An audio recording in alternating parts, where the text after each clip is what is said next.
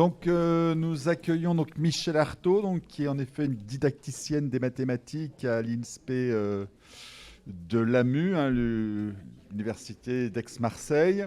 Ce qu'on a souhaité en la faisant intervenir, c'est notamment de développer, on l'a vu déjà avec Pierre, l'aspect polysémique de la compétence et voir en quoi finalement l'approche qui est souvent imposée, notamment aujourd'hui dans les INSPE et le BUT, n'est pas la seule approche possible de cette notion de compétence. Je te laisse la parole. Merci Hervé. Bonjour à tous. Donc, je parle en tant que syndicaliste aussi, mais le principe... Oui, il est là. Il faut que je l'approche. C'est mieux comme ça ? Très bien. Donc, Merci. Donc, j'ai la double casquette, mais le contenu de mon discours est quand même principalement lié à la didactique des mathématiques. Et la notion de praxéologie, elle est issue d'une théorie qui s'appelle la théorie anthropologique du didactique.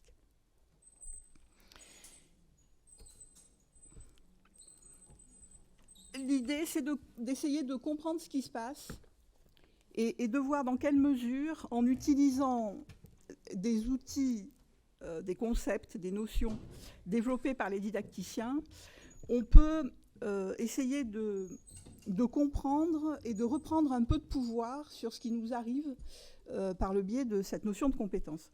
Alors, je ne vais pas porter de jugement sur la notion de compétence et son utilisation dans l'absolu, c'est évidemment pas le propos. J'ai juste des constats de fait qui rejoignent ce que Pierre Clément nous a exposé, qui sont le fait que, d'abord, son utilisation dans les institutions didactiques sont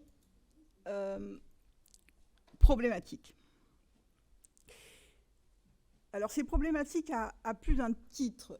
C'est évidemment quelque chose qui est mal défini, donc on peut lui faire dire ce qu'on veut.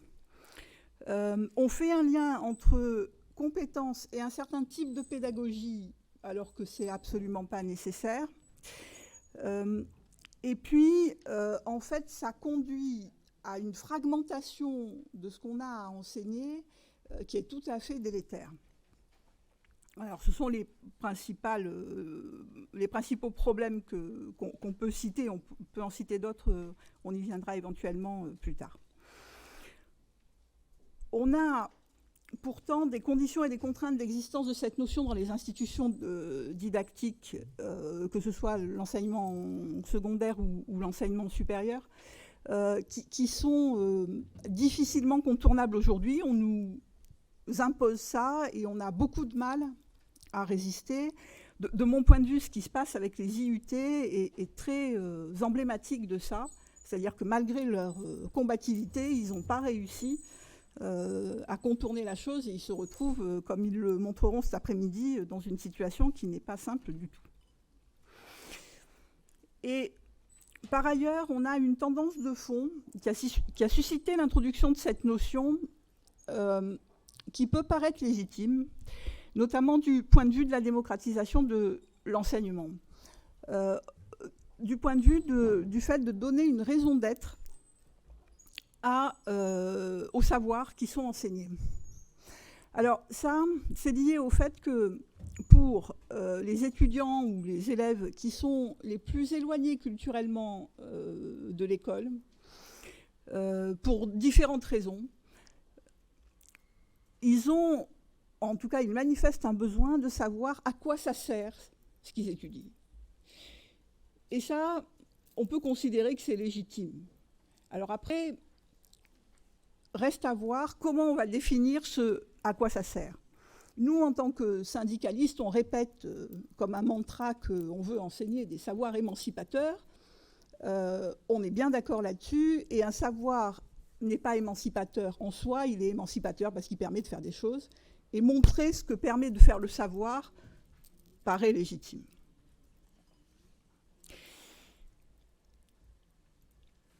Donc, ce que je vais essayer de mettre en évidence, c'est qu'on peut adopter une stratégie un peu du cheval de Troie, hein, c'est-à-dire dire, bon d'accord, vous voulez qu'on fasse de l'approche par compétence, ok, on va faire de l'approche par compétence, et sous couvert d'approche par compétence, faire des choses qui nous permettent de faire étudier ce qui nous semble pertinent, ce qui, comme je l'ai dit, n'est pas si simple, comme on va le voir avec les IUT, et comme on va le voir aussi avec les INSPE dans une moindre mesure.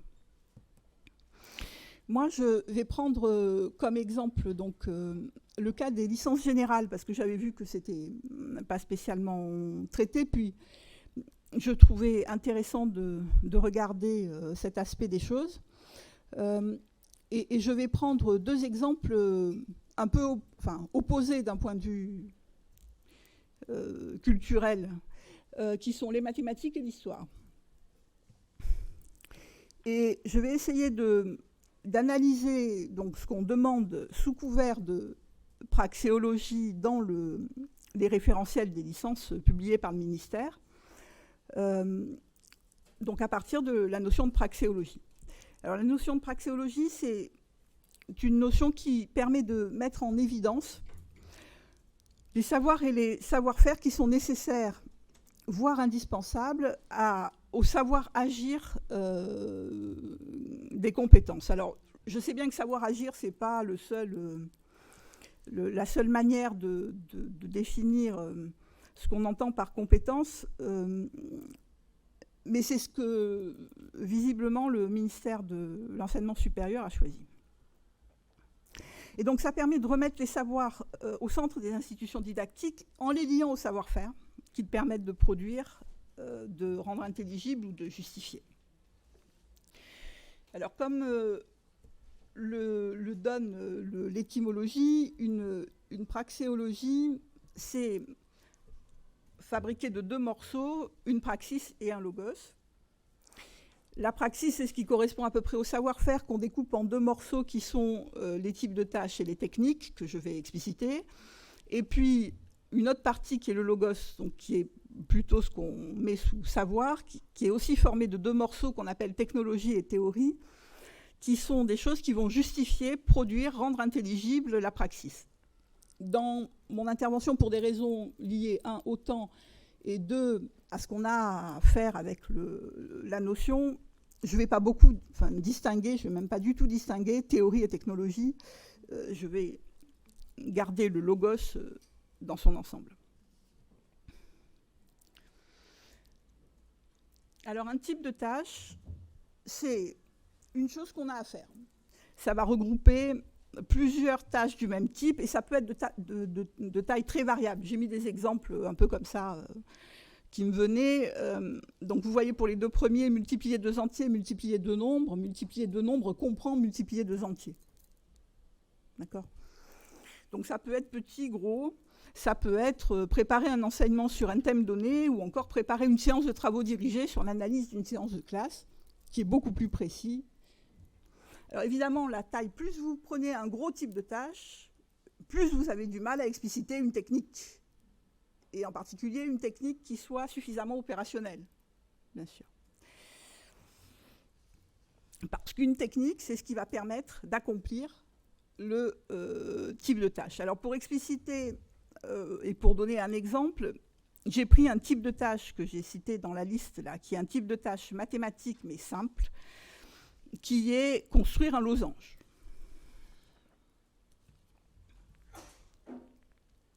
Donc une technique, c'est vraiment, selon l'étymologie grecque, une manière de faire. Comment je fais pour construire un losange ?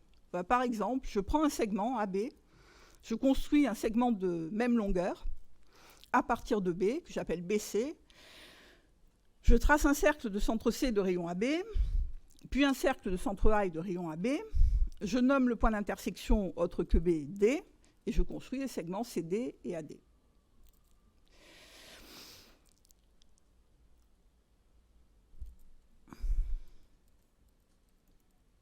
Ça donne ça.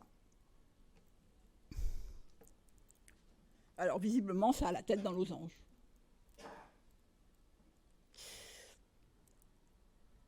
une autre technique, ce serait de dire, ben, j'ai un quadrillage, alors je vais tracer deux perpendiculaires, D et D'. Je vais placer un point A sur D et un point B sur D'. Et ces points, je vais les prendre sur un nœud du quadrillage. Puis, je vais construire le symétrique de A que je nomme C, le symétrique de B que je nomme D, et c'est symétrique par rapport au point d'intersection de D et D'. Et après, je trace ces segments. Alors, ça a l'air d'un losange aussi. Mais vous voyez que la technique, c'est vraiment comment je fais pour. Alors là, c'est un petit type de tâche, il est bien défini, je peux donner une technique très opérationnelle, quasi un algorithme. Évidemment, ce n'est pas toujours le cas. Les techniques ne sont pas toujours facilement mettables en mots. Ces techniques, là, elles ne sont pas justifiées. Rien ne me dit que le schéma que j'ai au tableau n'est pas un cas très particulier, que ça marche pour tout, etc. Donc il faut justifier et dire pourquoi ça marche. C'est l'objet de la technologie et de la théorie. Donc ce sont des discours qui vont justifier, produire, rendre intelligible la technique pour la technologie pour la théorie, mais je vous ai dit que je le dis par principe, mais on ne va pas aller dans ce détail-là plus tard. Et donc on va dire pour le premier cas, ben, j'ai pris un segment AB, j'ai construit un segment de même longueur, etc. Donc j'ai obtenu 4 points, j'ai 4 sommets, j'ai 4 côtés. Donc c'est un quadrilatère.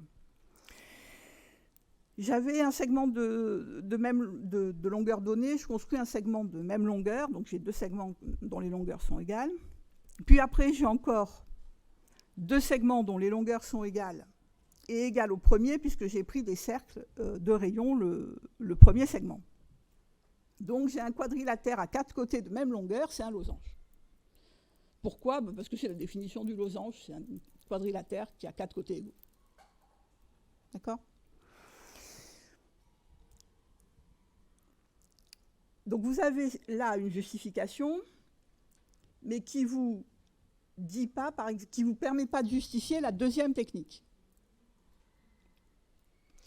Alors pour la deuxième technique, la deuxième technique, c'est lié au fait qu'on a un quadrilatère, je ne vais pas reprendre pourquoi on a un quadrilatère, qui a des diagonales qui sont perpendiculaires et qui se coupent en leur milieu, donc c'est un losange. Pourquoi ça ? C'est une propriété du losange. Mais elle vient d'où, cette propriété du losange ? Je peux la déduire de la définition. Alors, je ne vais pas le faire là, ce n'est pas l'objet. Hein. Je l'ai écrit, mais...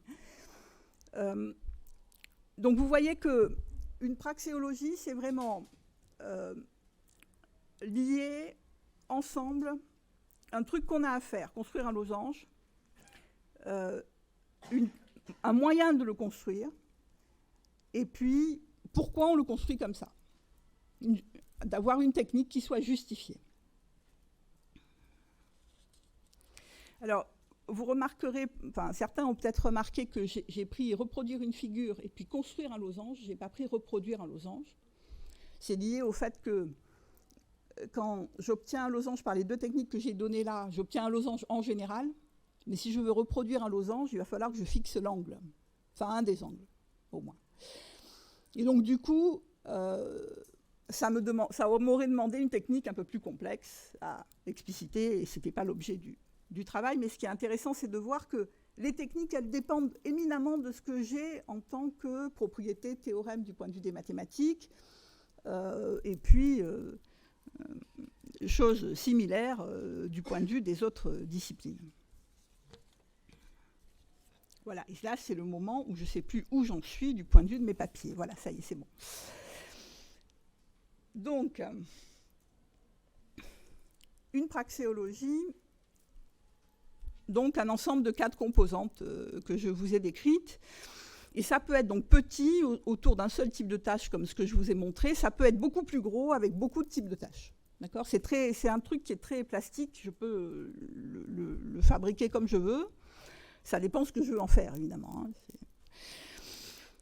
Hein. Nous, là, on va regarder pour analyser les compétences, et donc, en fait, on ne va pas beaucoup détailler. En particulier, on va voir que le grand absent, ce sont les techniques. Et c'est d'abord une modélisation fonctionnelle, même si j'ai dit que je ne détaillais pas ce qu'il y a, la différence entre technologie et théorie, c'est une différence de fonction. C'est-à-dire que vous pouvez avoir, par exemple, en mathématiques, une même propriété qui va jouer le rôle de technologie ou de théorie, ça dépend de la technique qu'on va regarder. Bon, alors pourquoi regarder ça plutôt que par exemple regarder une modélisation binaire en termes de savoir-savoir-faire, qui est un truc très classique quand on parle de choses à enseigner. D'abord parce que cette modélisation-là, elle fait l'économie des techniques, et les techniques, ce sont le nerf de la guerre pour un enseignant quand même. Hein. Et puis, en particulier, quand vous interrogez des gens en leur disant bon, ben, qu'est-ce qu'il faut qu'un tel sache faire, ils donnent des types de tâches. Ils disent jamais la manière dont il faut qu'il le fasse. Or, ça, c'est un peu nécessaire si on veut préciser, par exemple, comme on disait, il faut maîtriser telle chose. Oui, mais ça n'a pas de sens dans l'absolu. C'est relatif. Ça dépend de là où je me situe. Je peux maîtriser le losange à l'école primaire, je peux le maîtriser au collège, je peux le maîtriser au lycée, je peux le maîtriser dans l'enseignement supérieur. Je ne saurais pas faire les mêmes choses avec. Et si je suis maçon, je ne saurais pas faire les mêmes choses qu'un élève de collège, et un élève de collège ne saura pas faire ce que fait un maçon avec un losange. Donc tout ça, c'est relatif. Ça, c'est le premier aspect. Le deuxième aspect, c'est que quand on modélise en termes de savoir et savoir-faire, on va déconnecter la partie savoir et la partie savoir-faire. C'est-à-dire que vous allez avoir des savoirs qui vont être cités, qui ne renvoient à aucun savoir-faire, et puis vous allez avoir des savoir-faire qui vont renvoyer à aucun savoir. C'est pas qu'ils n'existent pas, mais on ne les cite pas, d'accord, on les oublie. Et ensuite, ça ne va pas permettre de penser, justement à cause de cette disjonction entre savoir et savoir-faire, les praxéologies diverses et variées qui sont possibles autour d'un même type de tâche. Et ça, c'est aussi un point essentiel quand on analyse ce qui se passe du point de vue des savoirs.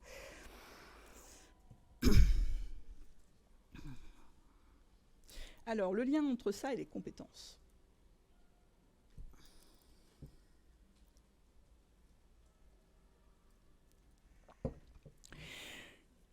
D'une façon générale, quand on va formuler une compétence, on va désigner de manière métonymique les contours d'une praxéologie en général très grande, qui est plus ou moins définie, alors en général c'est moins défini que plus, soit par quelques éléments de logos, en général de technologie, même si ceux-ci sont formulés de façon bancale sous forme de choses à faire, et c'est ce qu'on va voir en prenant donc l'exemple avec les référentiels des licences générales. Mais avant, je voudrais faire un commentaire lié au fait qu'il y a une notion que je n'ai pas présentée là et qui peut être utile, parce que, en fait, parfois, les compétences, elles sont exprimées pas avec des types de tâches ou du logos, comme on va le voir dans les licences générales, mais avec des genres de tâches, c'est-à-dire les verbes d'action qui permettent de faire. Par exemple, en mathématiques, au collège aujourd'hui, et au lycée aussi, c'est la même chose, on a 6 compétences qui sont chercher, raisonner, calculer, communiquer, modéliser, représenter. D'accord ? Ça, ce sont des genres de tâches. C'est-à-dire, ce n'est pas un type de tâche auquel je vais pouvoir associer une technique. Modéliser, c'est modéliser quoi ? Représenter, représenter quoi ? Je modélise aussi en géographie, je modélise aussi en histoire, je modélise aussi en grammaire, je modélise aussi en physique, bien sûr, etc. D'accord ? Donc, ce n'est pas suffisamment défini. Mais du point de vue des licences générales, ils ont donné des référentiels d'activité, de compétences et d'évaluation donc, pour les mentions de licence. Alors, j'ai pris ce qui a été publié par le ministère de l'Enseignement supérieur, de la Recherche et de l'Innovation en juillet 2019. Et il donne 2 parties. Alors, il y a des compétences disciplinaires et des compétences transversales. Des compétences disciplinaires, il y en a 2. Alors, j'ai mis des codes couleurs pour qu'on s'y repère plus facilement. Donc, qui sont analyse d'un questionnement mobilisant des concepts disciplinaires, et les compétences transversales qui... Pardon, je n'ai pas cité la deuxième. Mise en œuvre de méthodes et d'outils du champ disciplinaire. Donc, 2 compétences. Il y a 5 compétences transversales, j'en ai donné 3 là. Exploitation des données à des fins d'analyse, positionnement vis-à-vis d'un champ professionnel, action en responsabilité au sein d'une organisation professionnelle. Et il y en a 2 autres qui sont les usages numériques et l'expression orale et écrite, donc la maîtrise de la langue, on peut dire comme ça.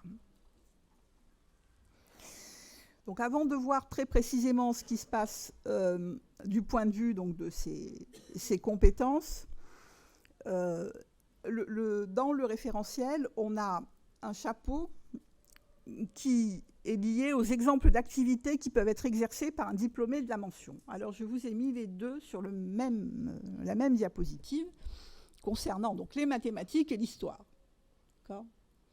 Alors quand on regarde, on se dit que en mathématiques, on n'apprend pas grand-chose quand même par rapport à l'histoire. Hein.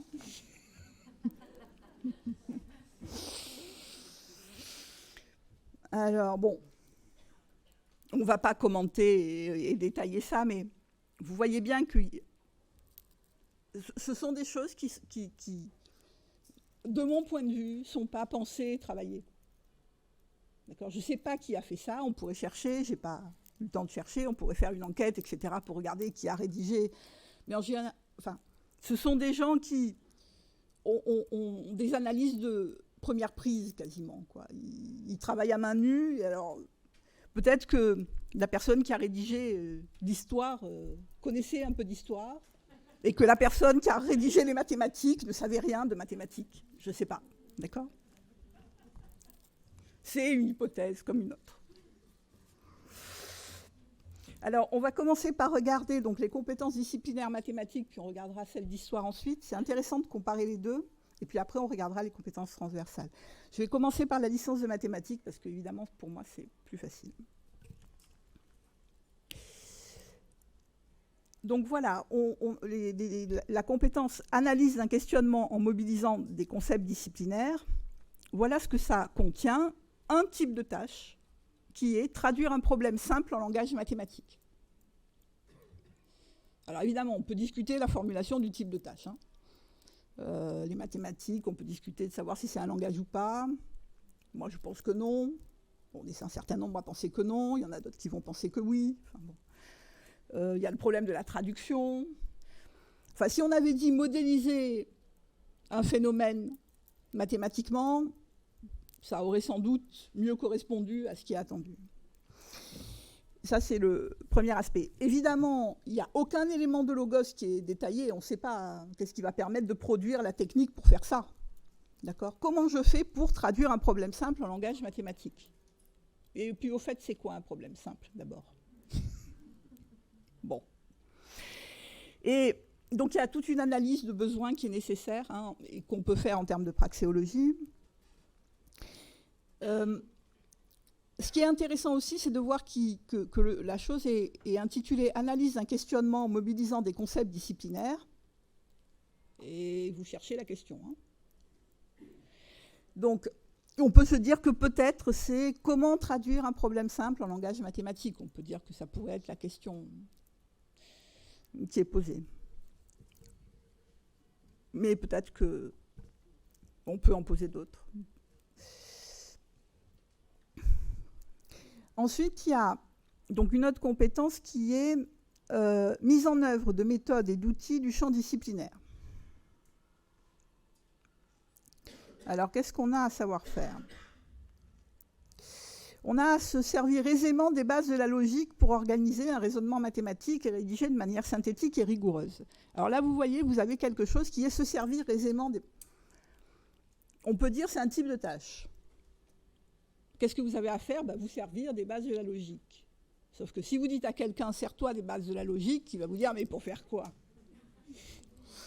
D'accord ? Donc ce n'est pas un type de tâche, c'est un ingrédient de logos, de justification. C'est quelque chose qui va vous permettre de justifier, de produire, de rendre intelligible une technique.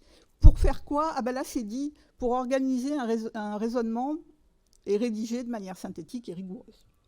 D'accord ? Donc ce qu'on a à faire, c'est rédiger un raisonnement et organiser un raisonnement et le rédiger de manière synthétique. Moi, j'ai synthétisé en disant rédiger un raisonnement mathématique. D'accord ? En considérant que la manière synthétique est rigoureuse, à la limite, on peut éventuellement la ranger dans la technique. Et vous voyez le truc, quoi. Un raisonnement mathématique, d'accord, mais dans quel domaine de mathématiques ? Quel type de raisonnement ? Qu'est-ce que je suis censé savoir démontrer ? Et puis, on pourrait dire la même chose d'un élève de collège ou d'un élève de lycée. Simplement, on ne va pas lui demander la même chose. Donc, ce sont des choses qui sont extrêmement vagues. Deuxième... alors, ça se poursuit. Se servir aisément, toujours, des bases du raisonnement probabiliste et mettre en œuvre une démarche statistique. Alors ça aussi, c'est pareil, c'est des ingrédients de savoir qui vont permettre de produire des techniques pour faire quoi ? Pour traiter des données. Là, j'ai oublié de le mettre en bleu à gauche. Donc on a un type de tâche qui est traiter des données. Comment ? Il faut utiliser des probabilités, de la statistique, mais selon quelle technique, évidemment, c'est pas...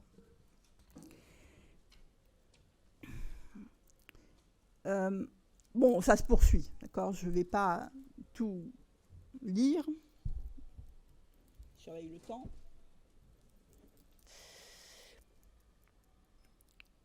Bon, ça se poursuit comme ça. Pour ceux qui connaissent un peu de mathématiques, donc vous voyez, résoudre des équations linéaires, etc. Là aussi, pareil, c'est très vaste. On a un bout... une indication de technique qui est de dire il faut savoir les résoudre, les équations, de façon exacte et approchée. C'est-à-dire, on a une technique exacte de résolution des équations, puis une technique approchée. Il faut savoir avoir des deux. Mais quelle technique exacte et quelle technique approchée, évidemment, ça va dépendre des équations, donc on ne sait pas. Il n'y a rien qui est dit là-dessus. Et les méthodes numériques, c'est plutôt du savoir qu'une véritable technique. Et puis, on doit aussi savoir écrire et mettre en œuvre des algorithmes de base en calcul scientifique. Alors ça, c'est un type de tâche très grand, toujours. Et pour ça, donc, on va utiliser des logiciels de calcul formel et scientifique. Et puis, il faut savoir des choses sur les limites de validité d'un modèle. Mais toujours pareil, on n'a pas de lien entre les choses, on ne sait pas bien en quoi, par exemple, un logiciel de calcul formel et scientifique va être utile. Par exemple, est-ce que pour construire un losange, je vais avoir besoin des techniques que j'ai données là, ou est-ce que je veux le construire avec un logiciel de géométrie dynamique, ça va suffire, et puis c'est bien, quoi. D'accord ? Mais les équations de tout à l'heure, il y a plein de logiciels qui permettent de les résoudre de façon exacte et approchée. Alors, est-ce que je vais étudier des techniques qui me permettent de les résoudre sans logiciel ou avec logiciel, ou les deux? Et si les deux, comment j'organise le lien entre les deux? Tout ça, c'est à déterminer. Alors, si on regarde la licence d'histoire, c'est pareil. On a le même principe. Quand on donne l'analyse d'un questionnement en mobilisant des concepts disciplinaires, on n'a toujours pas de questions. Mais vous voyez qu'au lieu d'avoir un seul item, on a quand même un peu plus de choses qui est explicité, mais très vague. Par exemple, donc le premier, mobiliser une intelligence critique pour évaluer la... Ah, pardon, excusez-moi, je n'ai pas changé de diapositive. Voilà, ça va aider. Donc, le premier, mobiliser une intelligence critique pour évaluer la diversité de l'approche historique et situer la réflexion au sein des débats historiographiques et contemporains. Donc, j'ai donné deux types de tâches qui sont évaluer la diversité de l'approche historique, situer la réflexion au sein des débats historiographiques et contemporains. Bon, ça aussi, c'est pareil, c'est très vaste. Mais alors, le logos, c'est l'intelligence critique. C'est un peu court. On a aussi à repérer une progression chronologique et une problématique historique, à replacer les événements dans le processus historique, revelant de la longue durée, dans une perspective comparatiste. Et du coup, là, on voit, pareil, 2 grands types de tâches, mais on se dit que peut-être que la perspective comparatiste, c'est ce qui va donner la raison d'être de ces types de tâches. Et du coup, on peut imaginer que la question, ça pourrait être comment comparer 2 événements. Et donc, avec des sous-types de tâches qui seraient donc ceux qui sont en bleu, ce qui dessine un ingrédient de technique. Vous voyez qu'on n'avait pas ça en maths. D'accord. Là, on a un truc un peu plus qu'on peut un peu plus analyser de manière architecturée, on va dire. Et ça se poursuit, donc on a à mettre en œuvre des méthodes et des outils du champ disciplinaire, comme en mathématiques. Et donc, on a à rassembler, mettre en forme, analyser. Donc là, on a principalement des types de tâches. Alors, ce qui est frappant, c'est qu'en maths, on avait un peu plus d'ingrédients de logos. Là, le logos, c'est pas vraiment donné. Donc, il y a les outils spécifiques. C'est quoi? D'accord? Si je veux savoir qu'est-ce que je vais aller étudier en licence d'histoire, j'ai des grands types de tâches, mais le savoir qu'il y a derrière, qui me permet de produire des techniques pour ces types de tâches, je ne sais pas bien. Bon, donc ça, c'est ce qui concerne proprement les compétences disciplinaires qu'on peut donc modéliser en regardant les bouts de praxéologie que ça permet de décrire, d'analyser. Et ça trace en fait un contour très vague et très incomplet de ce qu'il y a à enseigner en licence de mathématiques ou d'histoire, hein, évidemment.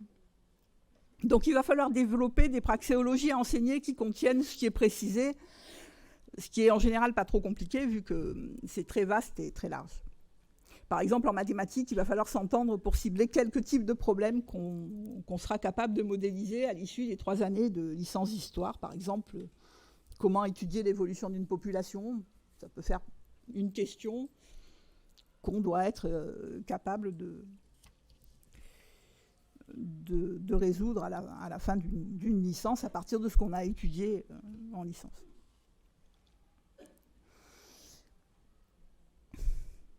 Bon. Alors, si on regarde les autres compétences, qui sont les compétences transversales, on a dit qu'on en avait 5. Donc, avec exploitation des données à des fins d'analyse, positionnement vis-à-vis d'un champ professionnel, action en responsabilité au sein d'une organisation professionnelle, plus usage du numérique et de la langue, on va dire, pour aller vite. Alors, je vais donner les exemples du numérique et puis des compétences plus professionnelles.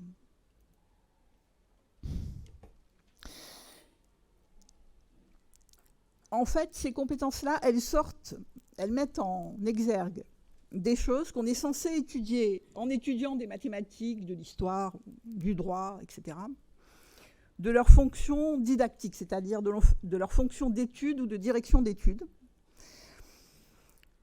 Le travail sur la langue écrite et orale, on le fait par exemple quand on rédige un raisonnement mathématique, on le fait quand on rédige une synthèse en histoire, on le fait quand on rédige un commentaire d'arrêt de droit, etc. L'exploitation des données à des fins d'analyse, c'est pareil. Normalement, on doit le faire en accomplissant le travail qu'on a à faire en mathématiques, en histoire, en droit, en physique, en chimie, etc.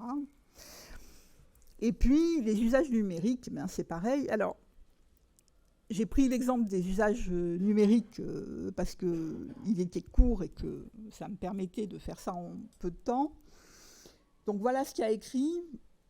Utiliser les outils numériques de référence et les règles de sécurité informatique pour acquérir, traiter, produire et diffuser de l'information, ainsi que pour collaborer en interne ou en externe. D'accord ? Donc vous voyez, pareil, vous avez des types de tâches qui sont acquérir, traiter, produire et diffuser de l'information, collaborer en interne ou en externe. Là, collaborer, c'est quasi un genre de tâche, quoi, hein, c'est très, très vaste. C'est des choses qu'on fait quand on travaille. Par exemple, on va donner aux étudiants du travail à faire en équipe. Ils vont être obligés de collaborer. Ils vont poser des questions aux enseignants. Ils vont leur envoyer des mails. Ils vont aller chercher des choses sur Internet. Il va falloir... Bon, etc. Et donc, c'est des choses qu'ils vont faire en faisant leur travail d'étude et qu'on sort de leur fonction d'étude et de direction d'études aussi, parce que l'enseignant fait aussi sa part. Alors, pour les compétences à visée professionnelle, si on veut contourner, on peut aussi partiellement les entrer dans les praxéologies didactiques, donc d'études ou de direction d'études. Alors, j'ai pris un exemple qui est celui de l'action en responsabilité au sein d'une organisation professionnelle. Donc, on a à situer son rôle et sa mission au sein d'une organisation pour s'adapter et prendre des initiatives. Donc, la raison d'être, c'est s'adapter et prendre des initiatives. On peut considérer que c'est ça que les étudiants vont avoir à apprendre à faire. Et ça, ils peuvent apprendre à le faire en faisant leur travail d'étudiant. D'accord ? Et donc, on peut considérer que le travail qu'ils vont faire en tant qu'étudiants, ils vont apprendre. Et d'ailleurs, on aimerait bien pour un certain nombre d'entre eux, qu'ils arrivent à s'adapter et prendre des initiatives. Respecter les principes d'éthique, de déontologie, de responsabilité environnementale, pareil, au sein de leur position d'étudiants à l'université, c'est des choses qu'ils peuvent pratiquer. Travailler en équipe et en réseau, ainsi qu'en autonomie et responsabilité au service d'un projet. Et puis, s'auto-évaluer pour améliorer sa pratique. C'est pareil, je veux dire, si on veut améliorer ce qu'on arrive à faire du point de vue des études, il faut arriver à s'auto-évaluer et essayer de s'améliorer. Donc ça, on peut. Alors évidemment, ce n'est pas ce qu'ils ont en tête, eux, hein, mais en même temps, si on veut véritablement travailler ce genre de choses, ce n'est pas en allant faire un stage d'une semaine, voire de 15 jours dans une entreprise que les choses vont se faire, quoi.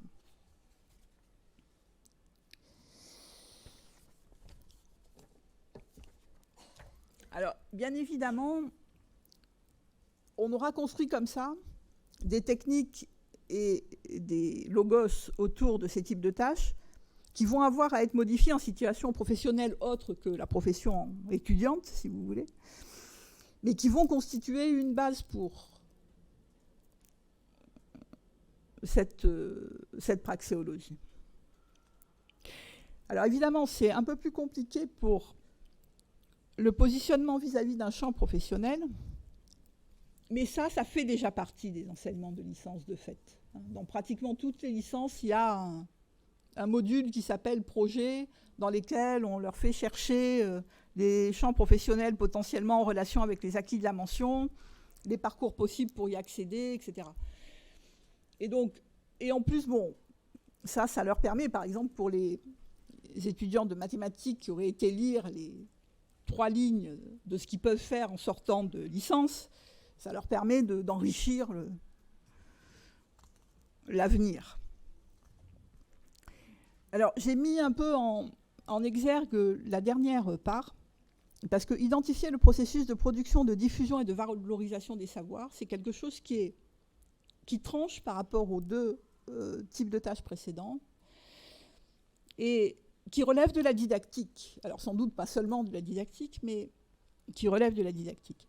Et, bon, compte tenu du nombre de didacticiens présents dans les départements, je doute que ces choses-là soient véritablement étudiées d'un point de vue didactique.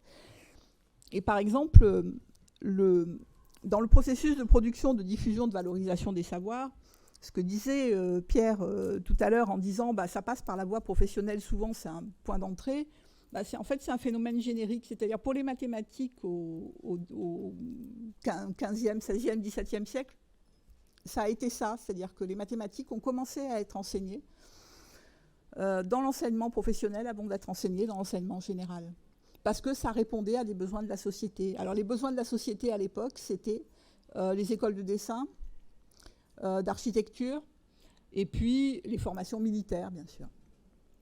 D'accord.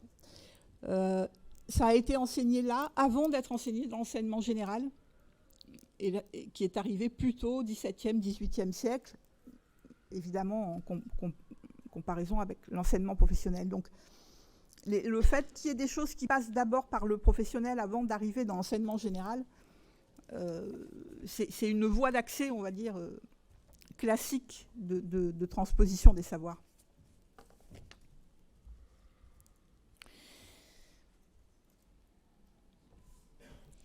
Alors, pour conclure, je donnerai quelques ingrédients liés à ce que moi j'observe du point de vue de la mise en œuvre des compétences à la fois au secondaire et dans les INSPE, et aussi de ce que je peux savoir sur les IUT. Mais les IUT, ce sera discuté cet après-midi. Ce qui apparaît extrêmement contre-productif, c'est cette espèce de morcellisation de nos enseignements selon un découpage qui est une structure qui est absolument inadaptée à ce qu'on a à faire et au cœur de notre métier.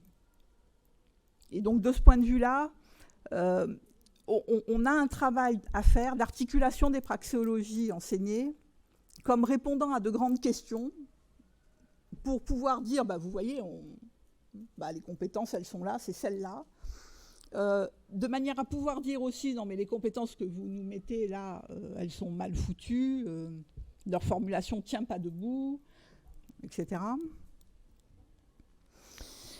Et cette chose-là, il faut évidemment la faire à partir du travail sur les savoirs qu'on a à enseigner. Et il ne faut pas le prendre forcément comme étant quelque chose qui est du travail supplémentaire contraint. Alors évidemment, ça en est, c'est du travail supplémentaire, il est contraint. Mais on peut y gagner aussi, et en particulier y gagner du point de vue de la mise en évidence pour les étudiants de ce qu'ils ont appris à faire, en fait.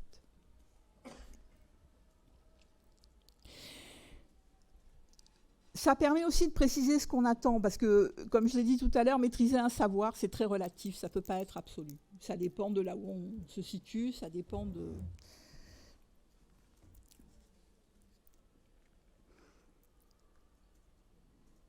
La chose aussi qu'il faut avoir en tête, c'est qu'il ne faut pas seulement penser les compétences du point de vue des disciplines à enseigner, mais aussi du point de vue des fonctions didactiques que peuvent remplir en particulier les ingrédients halogènes.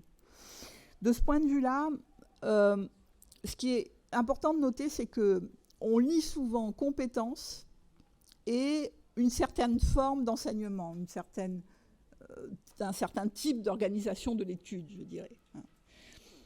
Ce qui est totalement faux, c'est-à-dire que je peux faire de l'enseignement par compétences en faisant du cours magistral et des travaux dirigés, d'accord. Je n'ai pas besoin d'aller faire... après, je peux préférer faire autre chose que de l'enseignement par travaux dirigés, par cours magistraux et travaux dirigés, mais ce n'est pas lié.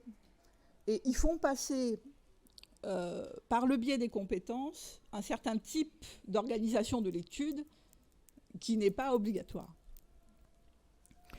Et puis après, il y a évidemment le problème de l'évaluation, mais alors ça nous demanderait une journée entière.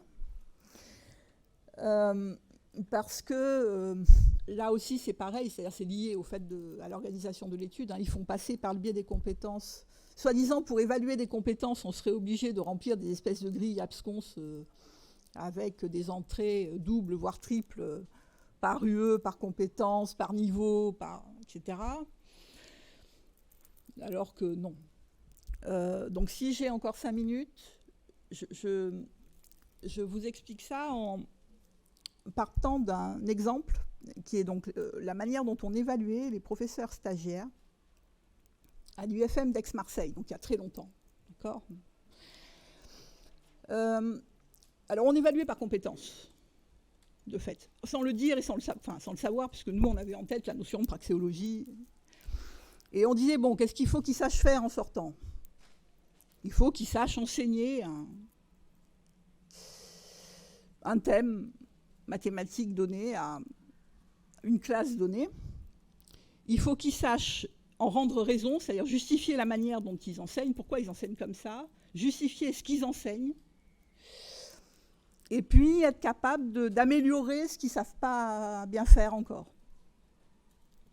Donc on avait 3 volets, et ensuite on faisait une commission donc on avait un jury pour chacun des volets, on prenait des observables, par le biais de travaux qui rendaient ou de présentation orale. Donc chaque morceau était évalué avec des mentions, et puis après on faisait un jury de validation, et puis on regardait si ça allait ou si ça allait pas. D'accord. Le jour où on est passé aux compétences, parce qu'un jour on est arrivé là avec sur les dossiers de validation, avant on mettait validé, pas validé, et puis nous on mettait une mention avec une appréciation, mais on n'était pas obligé. Et puis à un moment donné, on est arrivé, on avait une grille avec 10 trucs, il fallait mettre des croix, oui, non. Ben, on a fait comme d'habitude, et puis ceux pour qui ça allait, on mettait des croix, oui, et puis ceux pour qui ça allait pas, on disait, bon, alors, qu'est-ce qu'on lui met comme nom là, dans le jugement qu'on s'est fabriqué, on a dit que ça allait pas sur quoi. Alors des fois, on avait un peu de mal, mais enfin bon, on arrivait à trouver des endroits où on pouvait mettre des croix, non. C'est-à-dire qu'il faut avoir une vision très globale des choses. Alors évidemment, ce que je décris, on avait en gros pour les promotions de professeurs de mathématiques une 60aine d'étudiants. On passait 3 jours à peu près de jury de validation de 9h à 7h le soir. Évidemment qu'en licence de psycho avec 300 étudiants, on ne peut pas faire ça. Et donc il faut trouver d'autres manières de gérer. Mais de mon point de vue, il faut garder en tête cette histoire de ça va ou ça va pas. Et si ça va pas, on regarde ce qu'on dit qui va pas. Je m'arrêterai là et je vous remercie pour votre écoute. Merci Michel.